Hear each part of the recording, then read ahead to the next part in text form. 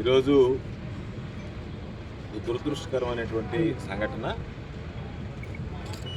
ఉత్కూరు మండలం దరువులపాలెం గ్రామానికి సంబంధించి రొయ్యలపాలెం గ్రామంలో దారా విజయమ్మ అని హుషారైనటువంటి మహిళ అటు ప్రజలకు సంబంధించినటువంటి విషయాల్లో కానీ రాజకీయంగా కానీ నాయకత్వ లక్షణాలు ఉన్నటువంటి మహిళ.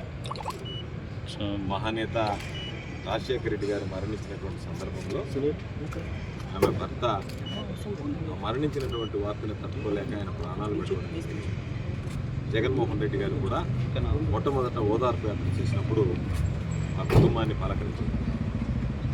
అప్పటి నుండి రాజశేఖర రెడ్డి గారు జగన్మోహన్ రెడ్డి గారి పట్ల ప్రేమ అభిమానాలతో వెలిగినటువంటి కుటుంబం, దళిత మహిళ. అయితే ఏదైతే ఆ గ్రామానికి సంబంధించి వివోఏగా గతంలో పనిచేస్తుందో, అమ్మాయి పేరు సునీత, ఆమె శాంతి, ఆమె 18 లక్షల రూపాయలు మహిళలకు సంబంధించినటువంటి నిధులు దుర్వినియోగమయ్యాయని విచారణలో తేలిన తర్వాత ఆమెను తొలగించడం జరిగింది. ఆ తర్వాత విజయమ్మ కోడలు కోటేశ్వరమ్మ, దారా కోటేశ్వరమ్మని వివోఏగా నియమించారు. కూటమి ప్రభుత్వం వచ్చిన తర్వాత మరలా విచారణ జరిపించినా కూడా ఎంత సర్దుబాటు చేయాలని ప్రయత్నించినా అక్కడ ఉన్నటువంటి గతంలో పనిచేసినటువంటి వివోఏ 12 లక్షలు దుర్వినియోగం చేసింది అని చెప్పి వాళ్ళు కూడా తేల్చి నిర్ధారించడం జరిగింది. ఇటువంటి పరిస్థితుల్లో కోటేశ్వరమ్మని తొలగించి మరలా తిరిగి ఆ శాంతమ్మని పెట్టాలని చెప్పి ఆలోచన చేసినటువంటి నేపథ్యంలో ఆమె, మీరు ఎవరిని పెట్టుకున్నా మాకు ఇబ్బంది లేదు, కానీ మాకు రావాల్సినటువంటి డబ్బులు వసూలు చేసి ఇవ్వండి అని చెప్పి గతంలో కూడా 2-3 రోజుల క్రితం కూడా ఒక నిరసన కార్యక్రమాన్ని వెలుగు ఆఫీస్ ముందు ఆమె నిర్వహించడం జరిగింది.